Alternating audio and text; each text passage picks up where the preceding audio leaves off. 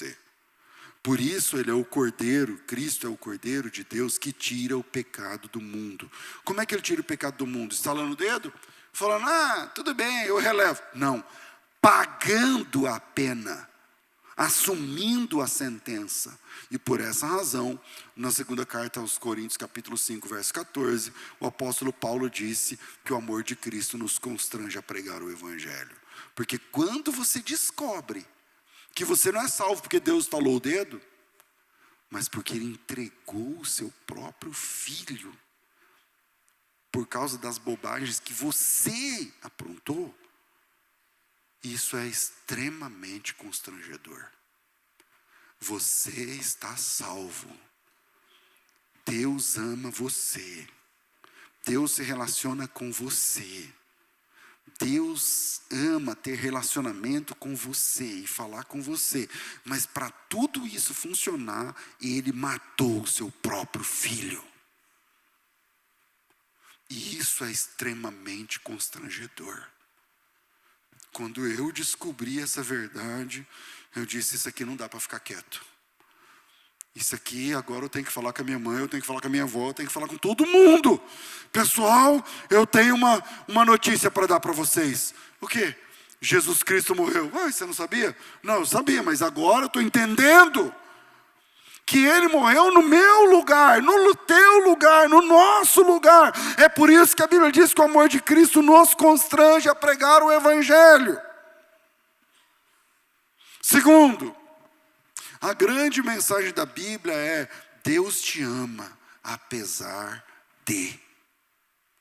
A grande mensagem é: Deus te ama, apesar de.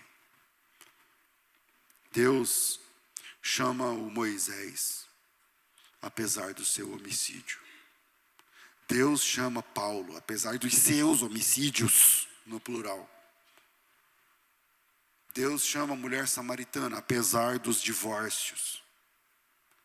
Deus chama Abrão, apesar da idolatria. Dá uma lida em Hebreus. Olhe para o que nós chamamos de galeria dos heróis da fé, Hebreus capítulo 11. E você vai ver, a partir do versículo 4, pela fé Abraão, Abel, né? Começa com Abel. Pela fé Abel, pela fé Enoque, pela fé fulano, pela fé Beltrano, pela fé Abraão, pela fé Moisés, e um monte de gente boa. Um monte de gente boa. E lá no versículo 31, um susto.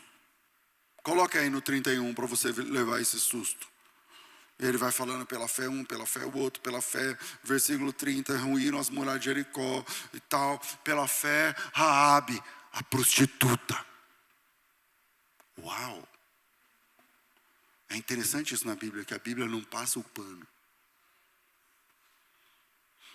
Ele não fala ex-prostituta, não, pela fé Raabe, uma prostituta. Uma meretriz, né, nessa versão. A meretriz não foi destruída com os desobedientes, porque acolheu em paz os espias. É lindo demais ver como a Bíblia descreve com todas as letras. Né? Se a Bíblia fosse descrever você, que ia aparecer ali? que nomes, 18 mais, iriam aparecer ali? Pois é, Deus salvou a meretriz. E vamos lá. Essa é uma das perguntas campeãs do meu programa de perguntas lá da rádio. Só que quando ela fez a confissão lá para os espias, mas quando os caras chegaram para procurar os espias, o que ela fez? Ela mentiu. Já pararam para fazer essa conta? Ou não? Aí ela chegou lá e falou assim, não estou sabendo não. Não, mas eles não passaram aqui, disseram que eles vieram na sua casa. Vieram, isso é verdade. E eles foram para onde?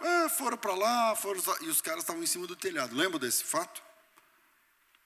E aí vem a pergunta do Crescendo na Fé. Pastor, oi. A Raabe foi salva? Foi. Mas ela não mentiu? Mentiu. Então, mas na Bíblia não diz que os mentirosos não herdarão o reino de Deus? Diz. E como que ela foi salva?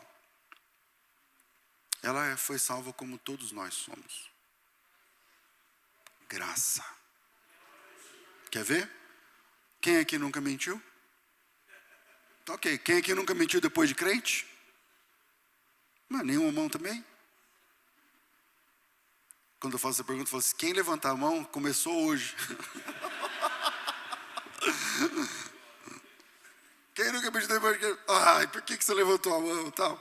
Então, mas pastor, ela não mentiu? Sim. A Bíblia não diz que sim. E ela foi salva? Como? Como? Ela foi salva como você está sendo salvo. Apesar de você. Apesar da gente. Quer uma mais difícil ainda? Pedro negou Jesus. O que Jesus disse em Mateus 10? Se alguém me negar diante dos homens, eu o negarei diante do meu Pai que está nos céus. O Pedro fez isso? Fez. E ele foi salvo?